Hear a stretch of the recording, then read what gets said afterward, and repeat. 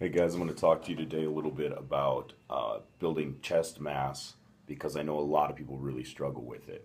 And I think the main reason people struggle with it is they don't exercise correctly or they don't eat correctly. The main thing I'm going to go over today is exercise, your actual training method. When I started out competing, I started my first show in the spring of 2013. I'm still very new to the sport. Uh, I started training for my show in September of 2012. I'd kind of been in the gym and I thought I knew what I was doing. No idea. You know, I suffered from the same thing a lot of people suffer from, the imaginary muscle loss because you weren't actually nearly as big as you thought you were. Cut up for my first show. I was working with a team at the time, Team Impact, out of Spokane, Washington. Great trainers. I worked personally with my training with Ryan Mawini. Awesome trainer, really knowledgeable, certified and everything. And then I did my posing with Grant Smith, who is amazing at posing. Probably one of the best people I've seen at a local level. Really knows this stuff, especially in like the bikini class coming up. Like, just hands down, one of the best posing coaches I've seen for that in the area and in the region.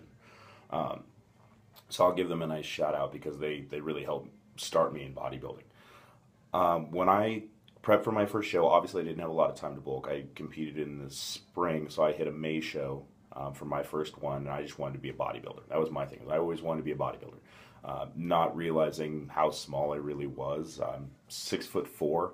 I was probably like 220 pounds at the time. I thought I was, most people I thought I was going to hit the stage at like 200 pounds. You don't. It just doesn't happen. We all wish it would.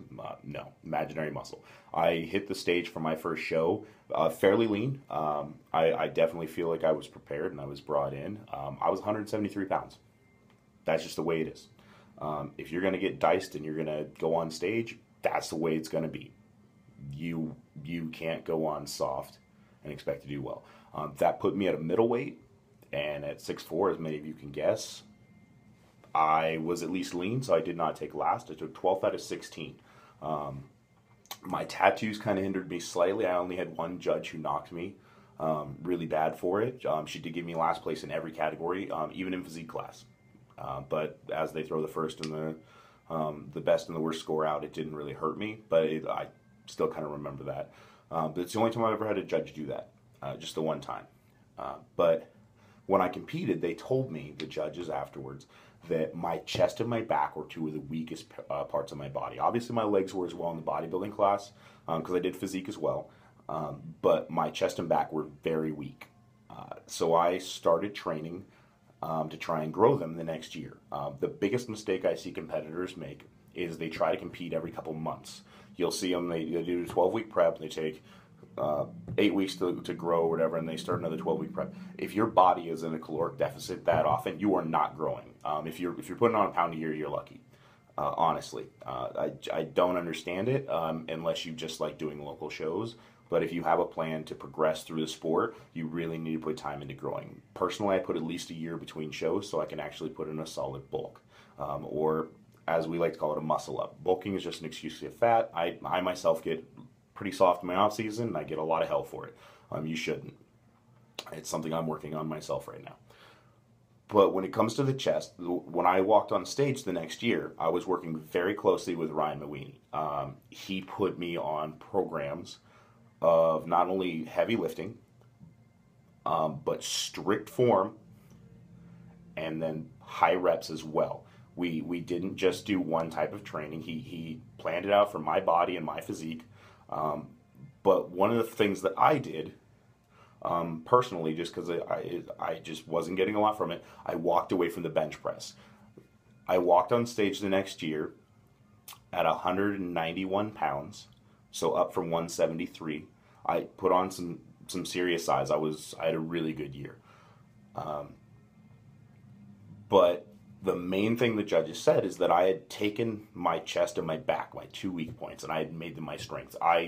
My back width was ridiculous compared to the year before, and my chest mass. My chest mass now, from last spring, has probably doubled again.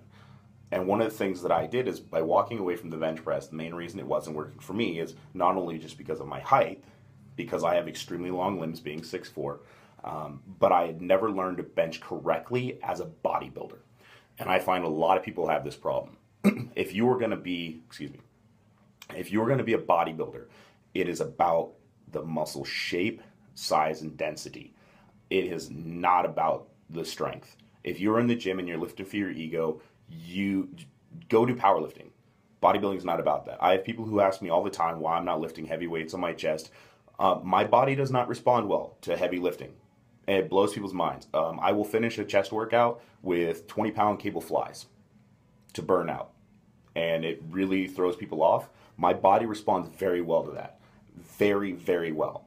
By working with dumbbells, cables, and really working on certain machines that allowed me to teach my body how to contract, I grew size. The main problem I had is no mind-muscle connection. And with some of the people that I work with now, helping them with their workouts, is that if you get into bodybuilding, pose from the very beginning. Your ability to pose and learning to connect your mind to your muscles will improve your ability to train in the gym.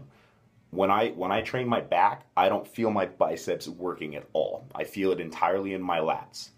So that when I'm pulling the weight, my lats are doing all the work. Not that my biceps aren't, but I literally am feeling the contraction entirely in my lat.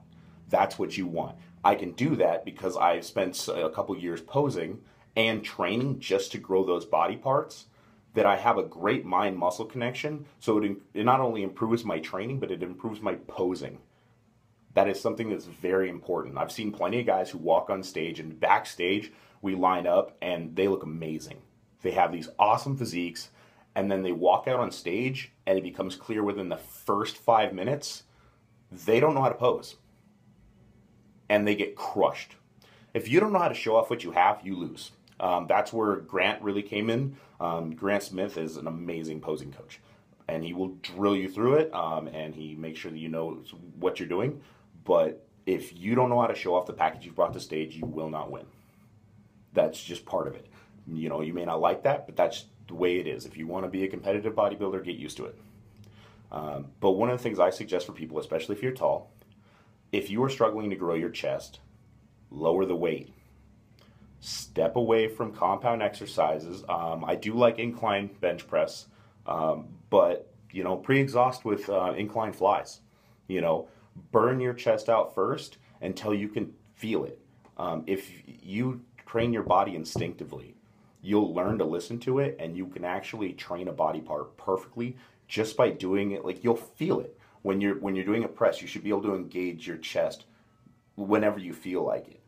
And if you build that mind-muscle connection, you'll get great growth. There's just certain things that you're going to have. I don't give a lot of advice on every body part. I get a lot of questions on my calves. Genetically, I have really nice calves. I do a little bit of training with people on calves, but the thing is my training that I do for my calves is totally different than what I have anybody else do, because genetically, I don't have to do much. Like, at the moment, I'm 250 pounds and I walk around. I grow calves off that. Trying to get somebody else to grow calves off that same program, not going to work. You know, some of the people I put through calf training, they do, 4 times the amount of work I do and half the results. But that's the way it is for everybody. My quads have that same problem most people have with their calves. They just don't like growing. I had to beat the holy hell out of them. But that is my view on chest training. If you have any questions, feel free to hit me up. I absolutely don't mind. I usually have my phone with me at all times, and I try to respond to everybody. Have a good one.